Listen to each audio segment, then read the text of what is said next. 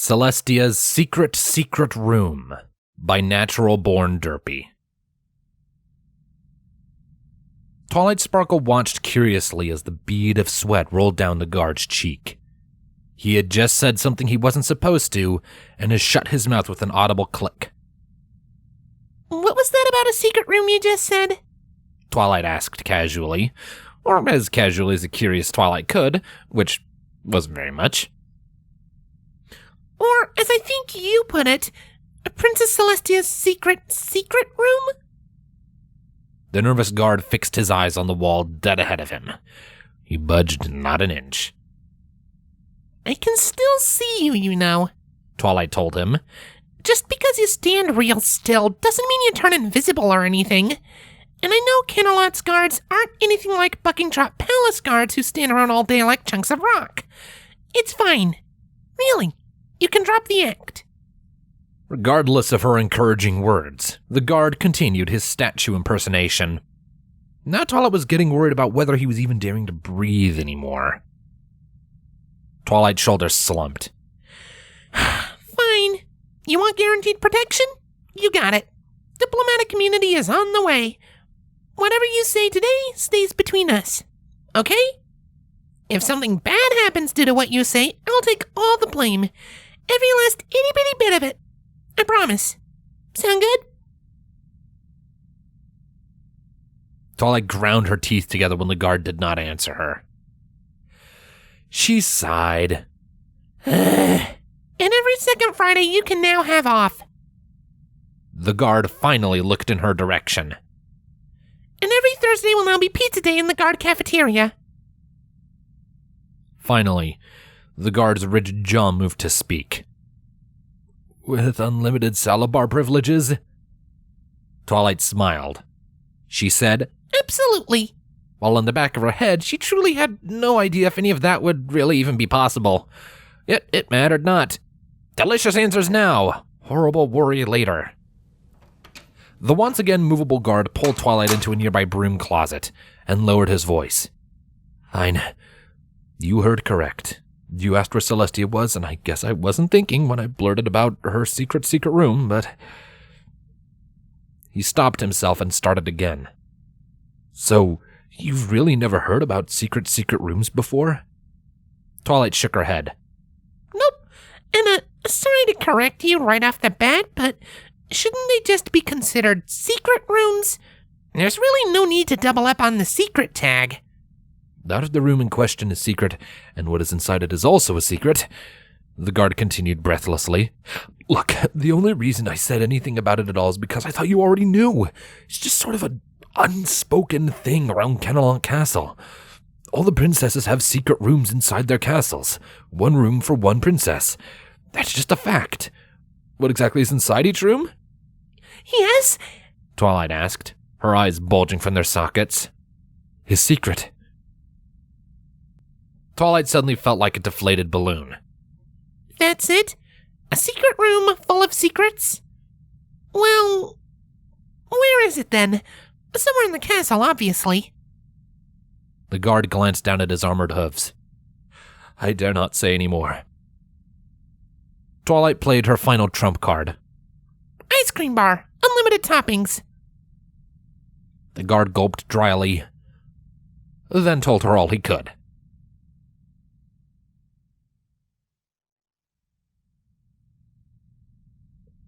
Three days later, Twilight was back at Canterlot Castle. She kept her rump pressed against a stone wall and waited for the click of doors to sound off behind her. Supposedly, if the rumors were to be believed, Princess Celestia had a knack for disappearing for hours at a time right after becoming stressed or overwhelmed. Large parties, banquets, speeches, budget meetings, foreign dignitary visits.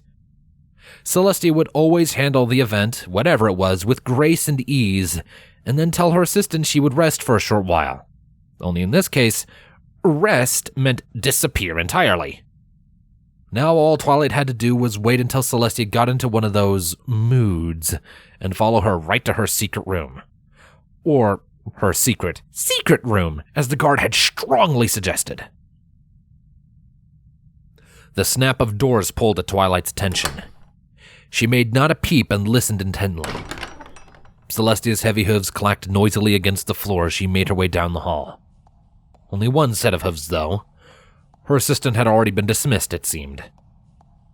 Hurriedly, Twilight got to work, wrapping her own hooves in a magical aura that would silence them completely. Then she struggled to keep up with Celestia's quick trot as she strolled further and further down the hallway. Whatever meeting Celestia had just been a part of must have been a strenuous one.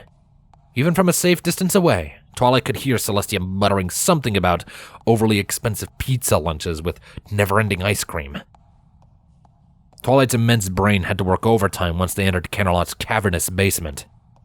Cold gray stone, flaming torches attached to the walls, the whole dark and creepy deluxe package.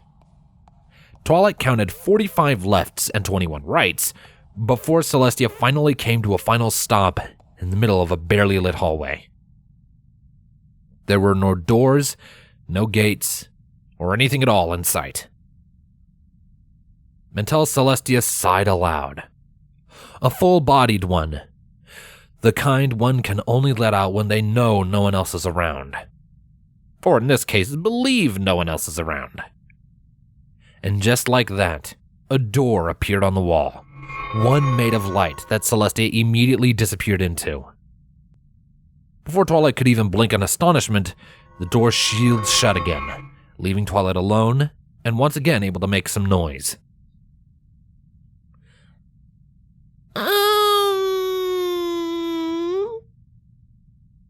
The elongated word seemed to sum up her current predicament. So, either Twilight could try and backtrack her way out of the labyrinthian basement without a guide, possibly getting lost for all of time, or... Twilight muttered before the wall Celestia had just been standing in front of.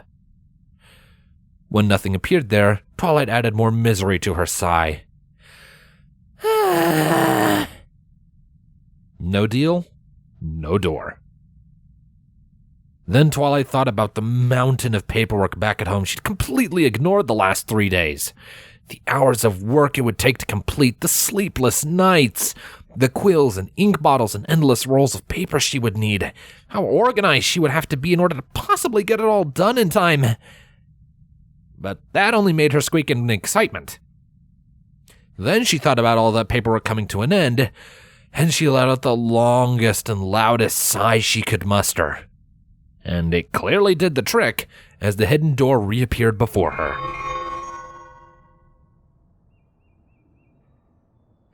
The large room Twilight stepped into was open, warm, and very, very bright. Whether it was truly located inside Canterlot's basement was doubtful, for high up on every wall were dozens of open windows, letting shining golden morning sun and gentle breeze.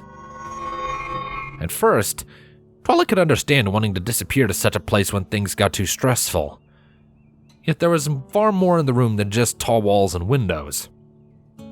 Twilight's first thought was playground, and she wasn't far off. Indoor playground is what she would refer to it once taking in the place. Along the floor was either fluffy carpet or fake grass. Hundreds of multicolored pillows and blankets had been thrown around the place without care. At the very center of the immense room was a metal play structure, and next to that, a tall circular slide. In the shadow of these giant structures were more traditional playground equipment. Seesaws, swings, sandboxes with small plastic shovels and buckets. Opposite the playground set were a random assortment of puffy couches and chairs littered with various coloring books with markers. An immaculate tea set sat beside all this on its very own round table with accompanying short stools. Near the now vanished doorway was perhaps the only thing in the entire room that didn't quite match the Child's Paradise theme. A small bookcase loaded with vials upon vials filled with bright liquid. Small, medium, and large sizes currently available. Twilight made a mental note of that. Then made a mental note of something else. Just where was Celestia in all this? Such an open, large room, and Celestia was not to be found. No second set of doors were in sight. Another hidden door somewhere, perhaps? Or did this secret room have a secret basement? Secret attic, perhaps? Hi, a small voice said. Hello. Twilight answered automatically, her mind still questing for answers. Maybe Celestia had simply flown out one of these windows? But why come all the way to this secret place just to leave it so soon? Did you come here to play with me? The small voice asked below her. Twilight was brought back to the world like she'd been slapped in the face. She glanced downward and found a small filly peering up at her with avid interest. She had a white coat with bubblegum pink mane and tail. Also, both wings and a short white horn. Twilight let out the same squeak noise from before as a dozen heated thoughts quickly came to mind. So, Celestia had a secret daughter all this time? And if that was the case, she kept her daughter locked inside some secret room? How horrible! How horrific! She took a moment to glance around the disgustingly cheerful place. Current surroundings aside, if Celestia did have a secret child, why not show her off to the world? Her and Florryheart could have been friends, best friends even. But, wait, wasn't Twilight forgetting something? The fact that Celestia only came down here when she became stressed or overworked? Did that mean seeing her secret daughter made all her worries disappear? Now, granted, there was something rather soft and sweet about that thought, but that did not change the fact that Celestia had kept something so big and important a complete secret for all these... Do you want to see my sandcastle? The little filly asked from inside the nearby sandbox. Twilight stood confused. A good chunk of her wanted to track Celestia down right that very minute and give her an earful, if not a complete faceful, of very choice words. And yet another part of her, growing larger by the second, did indeed want to view the child's nicely made sandcastle. Careful not to disturb the sand, Twilight sat just outside the sandbox and admired the filly's work. And it honestly was good work. The sandcastle even had a moat filled with water, along with a drawbridge made of taped-together popsicle sticks. Twilight whistled in astonishment. Wow, very nice castle you have here. Would you like to live in a castle like that when you get older? The filly nodded, busily putting together a small flag made of straws and bits of cloth with her hooves. I would indeed. She held out the finished flag to Twilight. Want to put the flag on top? Twilight Sparkle knew there were just a few things in life one could not say no to. 1. Saving the world for the 6th time. 2. Helping finish the sandcastle when a fool asked you to. By the time Twilight had meticulously set the flag in its correct position, given the time and date and weather conditions, the pink and white filly had already moved on to the seesaws. After she took her seat, the filly used her rather impressive aura to shove down on the other side so she'd be lifted into the air. She laughed happily, rocking back and forth over and over. Twilight felt a pang of sadness watching all this. She asked carefully, Does anyone else ever come down here to play with you? The filly shook her head. Not that I can remember. Twilight's pang of sadness only grew. You poor thing. Not even your mother? But Twilight's final word was cut off short as the filly used her oar to lift a large rock from underneath the play structure to hover over the opposite seat of her seesaw. She said, It's fine, really, because if I don't feel like using my horn too much, I can just... Smack! Whoosh! The oddly strong filly let the rock fall onto the opposite side of the seesaw, effortlessly launching her high into the air and across the room. While she giggled with delight, Twilight gasped, taking to the air herself to try and catch her. She shouldn't have bothered, though. The filly was more in control of her wings than perhaps even Twilight was, zooming across the big open room like a miniaturized wonderbolt. Less than a minute later, the pair were back on the ground, the filly's tiny hooves wrapped around Twilight's foreleg. You'll stay a little longer? Please, please, please? Twilight grimaced. I do have ponies to chew out right now, but 5 more minutes couldn't hurt, right? 50 minutes later, Twilight had completely lost track of time. Between the swing set, the slide, the coloring books, and the dozen or so rounds of increasingly dangerous tag, the filly's ability to teleport and fly so well at such a young age made things more hazardous than usual. Twilight had nearly forgotten just why she'd come down here in the first place. Until it flat out landed on her. As Twilight lay flat on the groom's fake grass, she used her long forelegs to launch the small filly into the air and catch her all over again. One throw, two, but then, on the third, Celestia was suddenly above Twilight, both faces full of confusion and much more. Twilight had but a moment to blurt out, "Oh shit!" before the ample princess above her slammed her into the fake grass. Eventually, both parties retreated to one of the nice couches, neither one meeting the other's eyes. It was Twilight who broke the rather thick ice between them. So, any particular reason you didn't tell me from the start you were actually that filly? Because I'll be honest with you, Celestia, when I saw that kid, the one that looked a whole lot like you, I had more than a few questions at the ready. Celestia nodded, giving each leg a quick stretch. Understandable. So, here's your first answer. I had absolutely no idea it was you playing with me today, nor that I was Celestia, or would ever grow up to become her, or end up having a castle one day, or become a princess, or... She trailed off and gave a sigh not nearly as anguished as the one she'd given to enter the secret room earlier. She nodded at the bookcase near the vanished door. Those vials you noted earlier, she continued, each contain the same potion, but in different doses.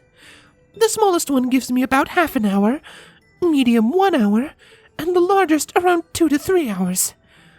When I come in here, I select one based on my current mood and then disappear into childlike bliss for a short time. Then why forget everything? Twilight asked. Celestia raised a brow. Wouldn't be much of a stress reliever then, would it? If all I could think about as a filly was budget cuts and deadlines and monsters beyond time and space. She smiled faintly. My childhood was so long ago, Twilight. I can hardly remember any of it. This just gives me a little slice of childlike wonder every once in a blue moon, when the weight of the world can be a bit much. Most ponies need to distress from time to time. Some ponies collect stamps. Some ponies read adventure stories. Some ponies drink. She glanced towards the sandcastle near the center of the room. I built sandcastles while dreaming about living in a real one. Twilight nodded, unsure of what to say next. It is a nice sandcastle. The best. The conversation lulled again. Twilight asked, You ever sleep in a sunbeam as a filly? All the time. It must look adorable. I'm sure it does. Celestia then rose off the couch. After spending a bit of time as a filly, I feel as serene as a cloud. My body, on the other hoof... She stretched out her large back and wings. I'll forgo the fact you went behind my back and follow me here, Twilight, simply because I've made mistakes of my own. Oh? Twilight furrowed her brows. Never telling you until now about secret rooms to let off steam and retreat from the world, Celestia clarified. Or even the spell necessary to create them. Luna has a secret room somewhere in Canterlot, as does Cadence in the Empire, although for all I know it might just be a second bedroom to... Celestia suddenly realized who she was talking to and ceased. So with all that in mind... Any idea, Twilight, what you'd like inside your secret room? She smiled good-naturedly. You can keep it a secret, too. Luna's room remains secret to me, although I do know where it is located. Using a huff, Twilight tapped her chin and thought, Honestly, I haven't even begun to think about it, Princess. Would I make it a second library? A beautiful forest setting with hot springs nearby? It's hard to say. She glanced up. But I know what I'd like to try. At least, just to say I did. She glanced towards the vials on the bookcase.